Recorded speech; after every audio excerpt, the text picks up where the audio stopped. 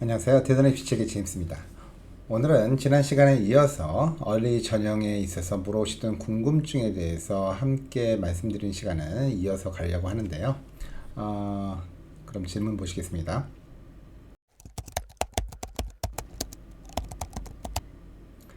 얼리 전형 시에 입학사정위원회가 지원자들을 지역별로 심사를 하냐고 물으신 분이 계시는데요. 체육 특기자나 레가시 같은 경우를 제외하고는요, 얼리 전형뿐만이 아니라 레귤러 전형에 있어서도 일반적으로 지원서를 지역별로 분류를 해서 심사를 합니다. 또한 IB 대학들과 같은 최상위권 대학들의 경우에는 물론 다른 대학들도 비슷하긴 합니다만 지역별 TO 역시 정해져 있는 경우가 많이 있습니다. 따라서 얼리 전형 시에 지역별 지원자들의 수준에 따라서 레귤러 디시전 전형 시에 특정 지역의 합격 기회가 달라지는 경우도 생깁니다. 예를 들어서 살펴보면요. 얼리 디시전 전형에서 캘리포니아 출신 지원자들의 수준이 굉장히 높았을 수가 있는데, 그런 경우에 원래 계획보다 캘리포니아 지역에서 얼리 디시전 합격을 더 많이 시키지만 이에 대한 숫자는 레귤러 디시전 때는 이 영향으로 자리가 캘리포니아 출신들에 대한 자리가 줄어들기 때문에 이 지역 지원자들의 경쟁이 더 치열해질 수도 있습니다.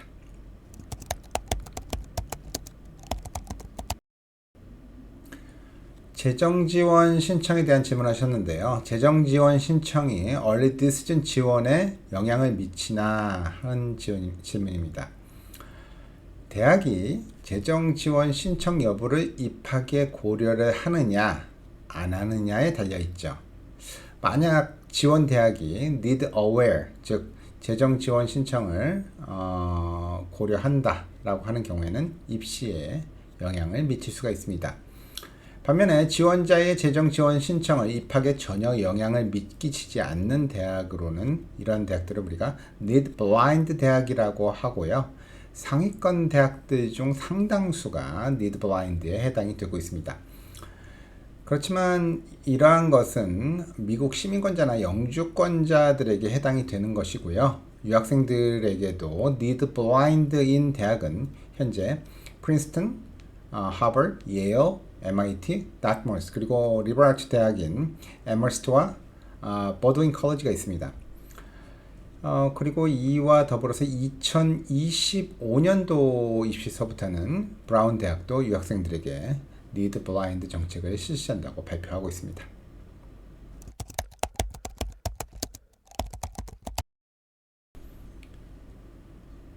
다음 질문은 얼리 디시전의 경우 바인딩이기 때문에 재정 지원이 무척 약하거나 없을 것이라고 하는데 이게 맞습니까? 라는 이야기입니다. 얼리 디시전의 경우에 바인딩 조항이 있죠. 그래서 어차피 합격이 되면 그 학교에 가야 됩니다. 그래서 다른 대학들의 재정 지원 금액과 비교도 해볼 수 없는 것이 사실입니다. 그렇지만 재정 지원이 안 나온다든가 특별히 더 적게 나오는 것은 아닙니다. 그렇다고 더 많이 줄 이유도 없겠지만요. 재정 지원은 여러분들이 준비를 하셔서 제출하신 재정 관련 서류를 분석을 한 후에 원래의 학교 방침대로 지급이 될 것입니다. 그렇지만 저희도 수많은 학생들의 재정 서류 제출을 도와주면서 보면은 어떤 특정 금액이 예상대로 나오는 경우도 많이 있지만 예상보다 훨씬 적게 또는 예상보다도 더 많이 나오는 경우도 있습니다. 따라서 재정보조 액수가 대학 진학에 있어서 매우 중요한 요소인 가정의 경우에는 얼리 디시전의 지원이 가장 좋은 방법이다 라고만은 말할 수가 없겠습니다.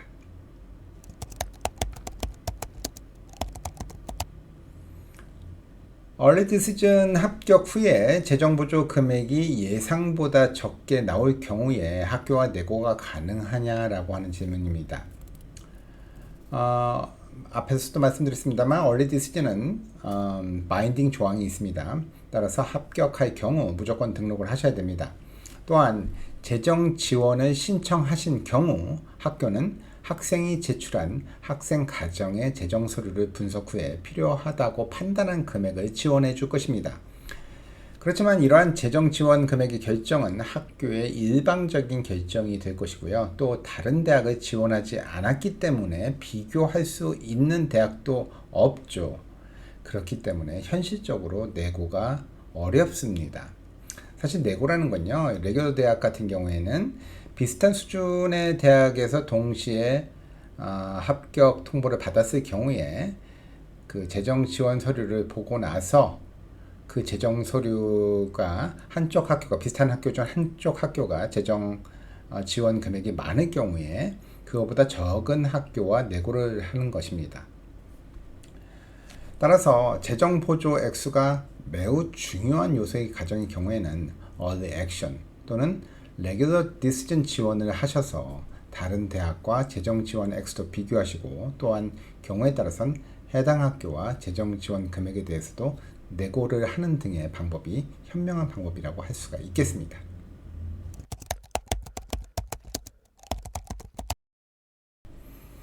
다음 질문은 만약에 early decision 대학에 지원을 해서 합격했을 경우에 만약 등록 거부를 하게 된다면 등록을 안 하게 된다면 어떤 제재를 받나요? 라고 하는 질문입니다.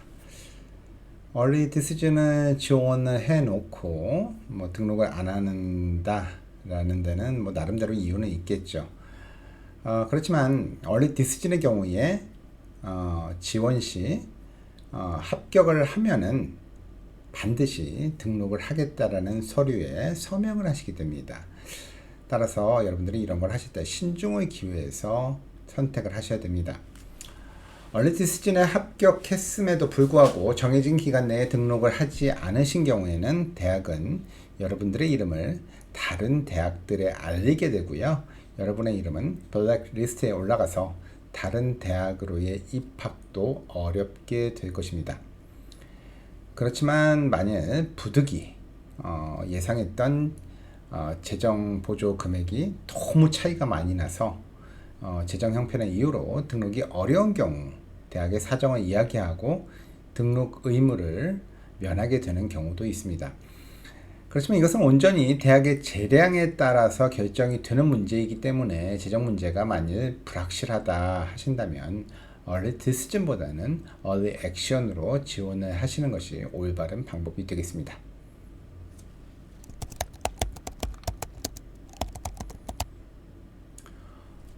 early 전형에서 defer가 된 경우 regular decision에서 합격될 가능성은 얼마나 될까요? 라고 하는 질문이 있습니다. early 전형의 경우에는 합격과 불합격만 있는 게 아니고 deferred라고 해서 early 때 판단이 내려지는 것이 아니고 regular 때로 미뤄지는 경우가 있습니다.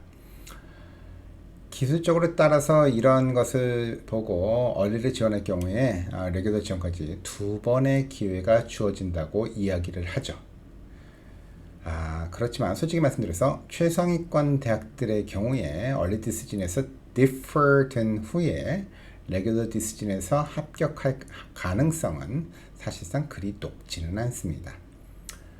대부분의 경우 처음 그 대학에 레귤러로 지원하는 학생들보다는 합격률이 낮을 경우가 많죠. 따라서 만약에 여러분들이 early에서 넣었는데 defer가 됐다. 그러면 가만히 있으시면 거의 될 확률이 좀 적고요. 그 사이에 여러분들이 바뀐 여러분들의 스펙, 뭐 새로 받은 어떤 그 어워드라든가 여러분들의 뭐 포지션이 바뀐 부분에 대해서도 계속 업데이트를 해주시는 것이 defer에서 합격을 할 수 있는 확률을 높이는 방법이라고 할 수가 있겠습니다. 지금까지 early 전형에 대해서 궁금해 하시는 분들의 질문을 모아서 답변해 드리는 시간을 가져봤습니다.